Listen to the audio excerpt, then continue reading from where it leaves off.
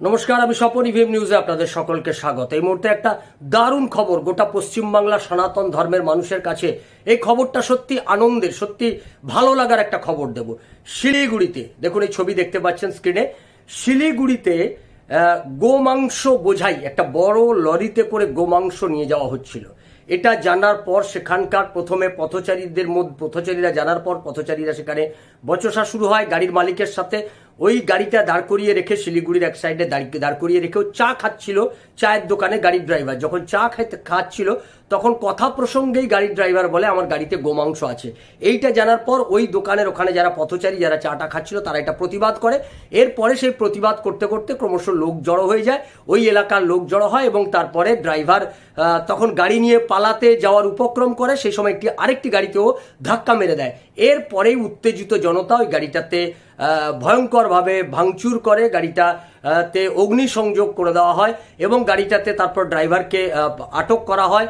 ওই যে গাড়িতে ধাক্কা মেরেছে অ্যাক্সিডেন্ট করার জন্য পুলিশ তাকে আটক করে এবং ওই গাড়িটার ভাঙচুর হয়ে গেছে।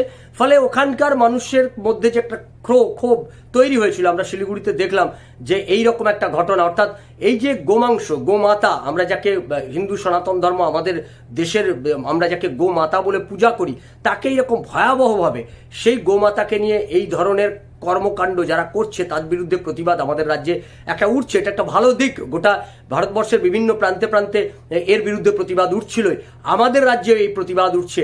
সেখানে বজরং দল তারা পৌঁছে গেছিলেন। এই ঘটনার পরেই বজরং দলের লোকজন সেখানে হাজির হয়ে যায় এবং তারা সেখানে প্রতিবাদ করে, স্লোগান শাউটিং করে, ওখানকার অঞ্চলের মানুষ যুক্ত হয়ে যায়, বিপুল অংশের মানুষ সেখানে জমায়েত হয়ে যায় এবং তারা সকলে মিলে প্রতিবাদ করে। দল মত ধর্ম বর্ণ নির্বিশেষে তারা প্রতিবাদ করে যে তুমি একটা হিন্দু এলাকায় এই ধরনের কাজ কি করে করছো। ওইখানে টপ টপ করে রক্ত পড়ছিল, সেগুলো দেখার পর থেকে মানুষের আরো ক্রোধ তৈরি হয়ে যায় যে তুমি একটা হিন্দু এলাকার মধ্য দিয়ে যখন এসছো, যখন যাচ্ছ, তখন সেইখানে গাড়ি দাঁড় করিয়ে তুমি এই ধরনের কাজ করছো। এইটা নিয়ে মারাত্মক ক্ষোভ তৈরি হয়। ফলে পরবর্তীকালে পুলিশ এদেরকে গ্রেপ্তার করে নিয়ে চলে যায়। গাড়ির ড্রাইভার, খালাসি, তাদের প্রত্যেকে গ্রেপ্তার করে নিয়ে যায়। আর এই গাড়িটার তো খুব ভয়াবহ খারাপ অবস্থা, গাড়িটাতে অগ্নিসংযোগ করে দেওয়া হয়েছে, গাড়িটা ভাঙচুর হয়ে গেছে। গাড়িটার আর অবশিষ্ট কিছু নেই, ওই অবস্থাতেই যেটুকু যা রয়েছে সেটা নিয়ে পুলিশ আপাতত থানায় গেছে। এখন আমাদের নজর থাকবে যে পুলিশ এদের বিরুদ্ধে ঠিক কোন ধারায় মামলা রুজু করে।